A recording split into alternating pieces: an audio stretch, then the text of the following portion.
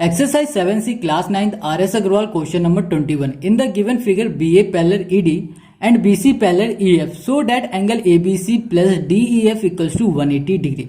हमें क्या करना है, ये बताना है कि ये इन दोनों का सम क्या है 180 डिग्री के बराबर है।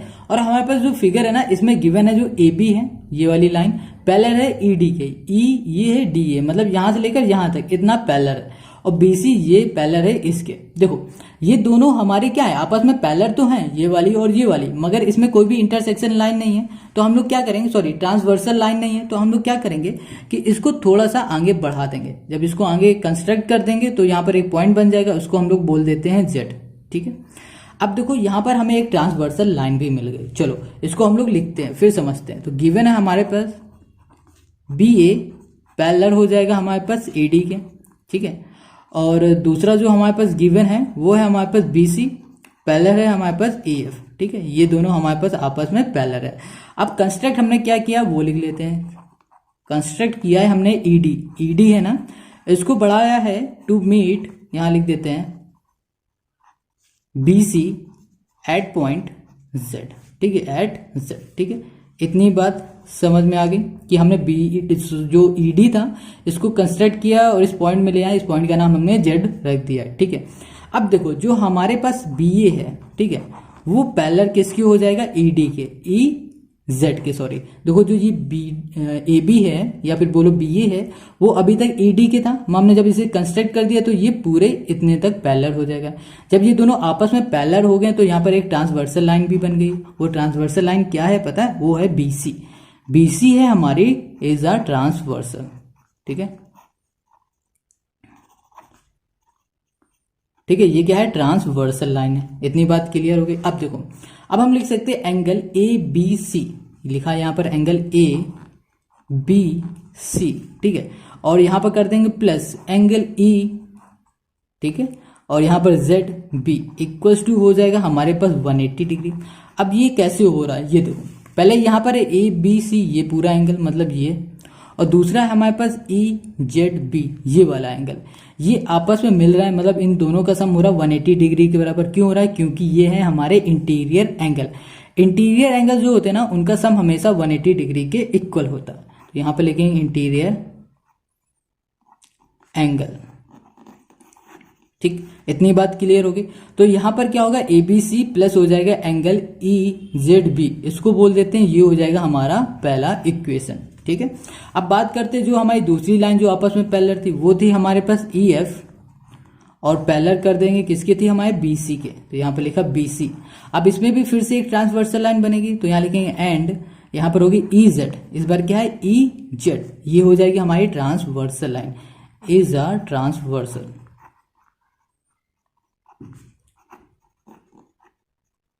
ठीक है। इतना क्लियर हो गया। अब बात करते हैं एंगल की। तो एंगल होगा BZE। देखो BZE कहां पर है, ये देखो B है, ये Z है, ये E है, मतलब ये वाला एंगल, और दूसरा हमारा ये वाला एंगल FEZ, ठीक है। तो यहां पर लिख देते हैं एंगल हम, एंगल BZE, ठीक है। और क्या करना था, हमें लिखना था इक्वल्स टू एंगल FEZ, यहां लिखते हैं इक्वल कर देंगे हम लोग एंगल FEZ के। क्यों इक्वल हो रहा है, अब ये भी हम लोग समझ लेते हैं। देखो एक एंगल हमारे पास EZB, ये वाला एंगल, ठीक है, या फिर बोलो BZE, एक ही बात है। ये वाला एंगल और ये वाला एंगल आपस में क्या है, ये है हमारे अल्टरनेट एंगल, और जो अल्टरनेट एंगल होता है वो क्या होता है, हमेशा इक्वल होता है। तो यहां लिख देंगे अल्टरनेट एंगल, ठीक है। इतना क्लियर हो गया। तो अल्टरनेट एंगल हमेशा क्या होंगे, इक्वल होंगे। तो ये हो गई हमारी दूसरी इक्वेशन। अब करते हैं हम लोग from equation first and second, ठीक। अब यहां पर इन दोनों इक्वेशन को जरा ध्यान से देखो। जो पहली इक्वेशन थी उसमें था हमारे पास एंगल ABC प्लस था एंगल हमारे पास EZB, और यहां पर भी हमारे पास EZB बोलो या BZE बोलो, एक ही बात है।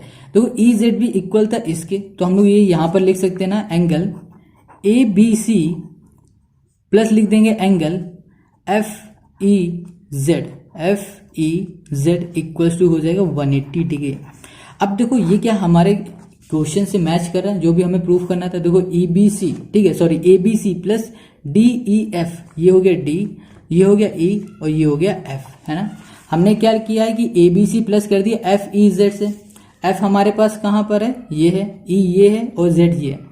हमें क्या प्रूव करना था, यहां तक खाली ना। तो हम लोग इसकी जगह पे, इस पूरे की जगह पे हम लोग सिर्फ ये लिख सकते हैं ना। तो यहाँ पर हम लोग ये लिख सकते हैं angle A B C plus हमने कर दिया angle D E F equals to 180 degree. ये हो गया क्वेश्चन नंबर 21 का आंसर। ठीक है, तो क्वेश्चन नंबर 21 हो गया। अब आते हैं क्वेश्चन नंबर 22 में। Question 22, in the given figure M and N are two plane mirror. देखो ये जो मिरर है ना, एक एम है एक एन है। ठीक है, ये क्या आपस में परपेंडिकुलर है। अब कह रहा है क्वेश्चन की सो डेट द इंसिडेंट रे सी ए हमारे पास ये है, इंसिडेंट रे है, ये is perpendicular to the reflected ray B D. ये वाली रे की क्या है, परपेंडिकुलर। यही हमें इस क्वेश्चन में बताना है। ठीक है, तो देखो फिजिक्स में तुमने एक हल्का सा टॉपिक पढ़ा होगा, जो हमारे इंसिडेंट रे होती है वो इक्वल होती है किस रे के, हमारे रिफ्लेक्टेड रे की इक्वल होती है। ठीक है, अगर ये वाली कॉन्सेप्ट आपको पता है तो ये क्वेश्चन ना बहुत इजीली आप लोग कर लो जाओगे। ठीक है, और ये अच्छा क्वेश्चन है, उसको अच्छे से समझ के जरूर लगाना। ठीक है, तो चलो यहाँ पर हम लोग लिख देते हैं एंगल। ठीक है, जो भी है हमने फिजिक्स की बात की ना उसी टॉपिक की, वो आपको थोड़ा सा समझना पड़ेगा। तो यहाँ पे लिखते हैं angle of incident is equal to angle of reflected ray. ठीक है, इतना क्लियर है। तो इसका मतलब ये हुआ जो इंसिडेंट रे है और रिफ्लेक्टेड रे वो आपस में क्या है, इक्वल है। देन यहां पे लिख देते हैं then from figure angle 1 equals to angle 2, angle जो 1 होगा वो बराबर हो जाएगा एंगल 2 के, एंड एंगल 3 इक्वल्स टू हो जाएगा एंगल 4 के इक्वल। ठीक है, मतलब जो ये एंगल 1 है वो बराबर एंगल 2 के और एंगल 4 है वो बराबर है एंगल 3 के। ठीक है, अब देखो हमारे पास जो पैरेलल है, क्या पैरेलल लाइन है, वो है बीओ। ठीक है, वो पैरेलल है किसके, पीए के।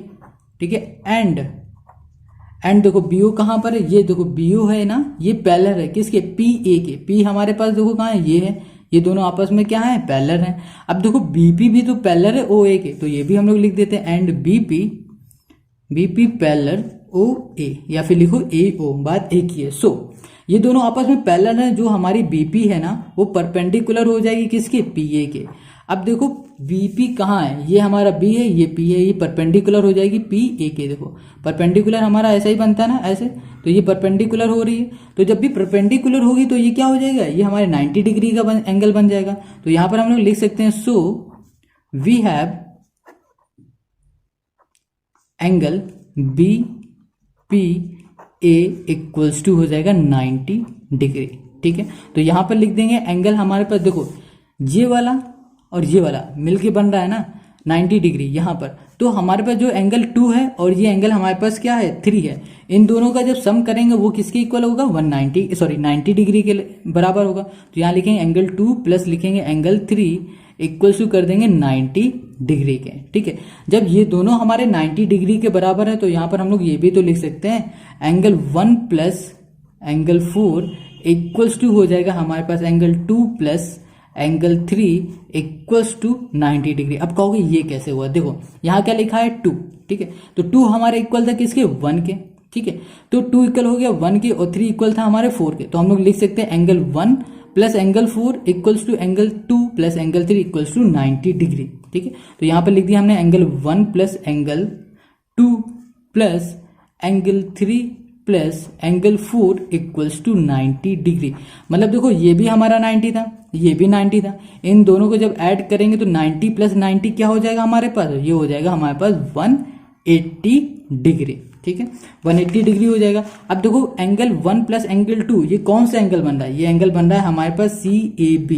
कौन सा बन रहा है, सी ए बी। देखो ये सी है, ये ए है, ये बी है, ये वाला एंगल मिल रहा है। ठीक है, और ये वाला एंगल बन रहा है, तो इसको हम लोग बोलेंगे ए बी डी। तो यहां पर बोलेंगे सी ए बी प्लस हो जाएगा angle A B D equals to किसकी हो जाएगा, 180 डिग्री के बराबर। क्यों हो जाएगा, क्योंकि ये है कॉन्जिक्यूटिव एंगल। ठीक है,